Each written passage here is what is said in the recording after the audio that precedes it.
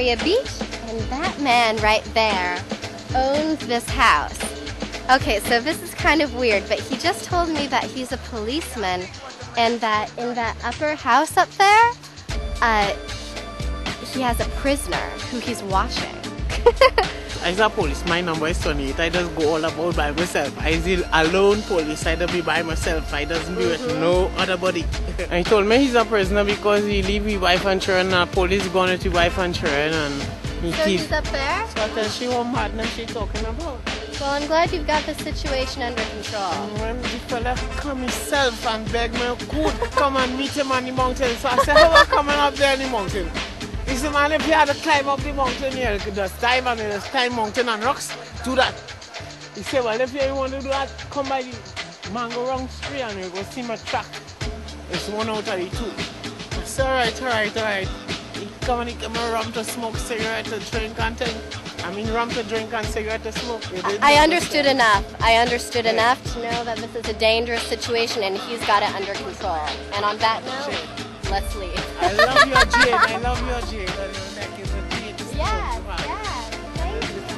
This really weird guy that Anna sort of spoke to that was like an undercover cop holding a prisoner. I think he was just a crazy person. So you have a very good camera. Are you crying? A guy and his wife up to Matlock from by Justin, and he fall and his camera hit the ground, bricks. I said, man, take off your camera and test it out. And he take the video. He said, good. The camera working good. A real expensive camera, he had it. Yes. I love that we were on that rocking boat and none of us knew where we were going or if we would necessarily get there. I got a little bit of an adrenaline rush and I thought it was so gorgeous. I was just, pretty much from the moment I landed in Trinidad, I was just blown away. It was like I got punched in the face with awesomeness.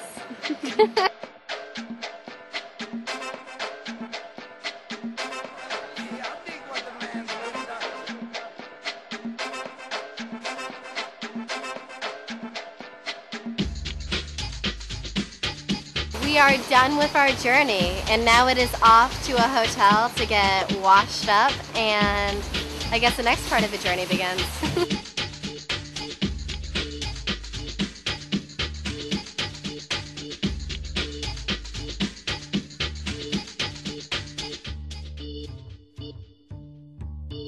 Staying at Laguna Mar was, going from the Hyatt, it really put things into a new context for me because usually if we'd gone from the Hyatt straight to there, I would have been pretty horrified.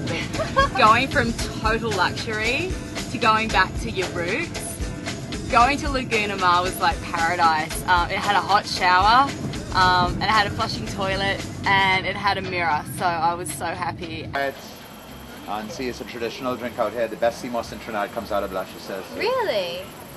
The best sea moss in Trinidad? Well, we all got dressed up. We were going to go to dinner, but we aren't on Blanchisseuse time. All the restaurants closed earlier, so instead we're at this roadside, I don't know what to call it, bar, food place. I went hiking, I got through a lot of business, and we get to Blanchisseuse, and we're just looking for food. Nothing's coming up yet. But then we're driving around and Steven's like, oh, there's a sign for cow heel soup. Let's go get some cow heel soup, guys. And I'm like, hey, I'm vegetarian. And then he's like, oh, well, there's a shop where we can get chicken and chips. And I was like, vegetarian. Yeah, I was like vegetarian, and he looked at me like I was crazy, as if I was like being disrespectful or something. I'm not going to be eating chicken and chips. I'm going to be eating the veggie medley he's making for me. But I was just excited to get out of the jungle and into a hot shower. So I'm pumped to be all dressed up and know where to go. Chicken and chips, which is a-okay by me. I'm just really, I'm fungry. That's a combination of two words. So yeah, I'm happy to have chicken and chips. I'm just happy to be back in civilization and have a shower and nice clothes and my hair done. I thought Blanchisseuse was amazing. I loved the quaintness of the town. It reminded me of the end of Kill Bill Volume 2, where Uma Thurman goes to go and see Bill, and she's at that hotel in Mexico. They had lots of vibrant colours, lots of blues, yellows, like really vibrant pastel colours. It's a really gorgeous town. The only thing I'd say that kind of sucked about the place is that everything shuts really, really early. Last night we wanted to get a sort of a proper meal, and we went out for dinner, and it was just after 7 and everywhere was shut. So we ended up seeing a street vendor and getting chicken and chips. Another thing I loved about Blanchisseuse was the dog community. There's all these dogs everywhere that just roam the streets. Gosh, I think there was something like 10 or 11 dogs that came up and begged for chicken bones last night. It's a place actually I'd like to spend a bit more time in. I'd love to go to a beach down there because it's just so secluded and remote and not touristy.